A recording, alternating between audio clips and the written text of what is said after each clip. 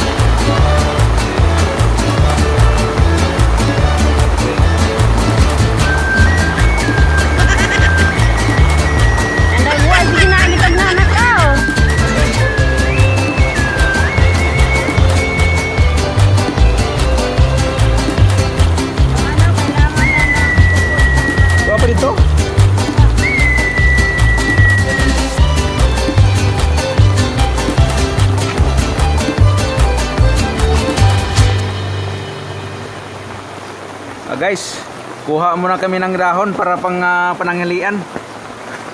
Dahon ng alagbati ba? Ito. Yan. Kasi masarap ihigop ngayon sa sabaw. Kahit noodles naman lang, itlog, part na yan. Ulam na yan. Ano bang sustansya makuha mo sa alagbati, ma'am? Pampadulas. Ha? Pampadulas. Meow.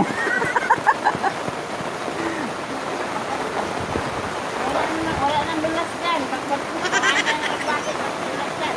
Ha? Hindi na dulas. Kumain na ng bakit, parang dumulas. Ayun. May slide na, may slide. Slide. Yun nga lang. Oo. Ang kalambot ng kain. Hindi marunong magdumi. Magdumi na tayo sa lagbate. Ano? Hindi. Manghirapan magdumi. Kumain ng lagbate. Ah, Para lumambot yung dumi. dumi. Mabilis yung ibak. Yan ang gamot eh. Uy, hindi na alagbati yan. Lagbate rin! Oh! Alagbati ba yan? Tanda. May tanglad. Ito ba yung atanglag ko? Inahan ko yung mga lasinggero. May lasinggiro pala. Yung lasing na nagising, kuha yung ganito.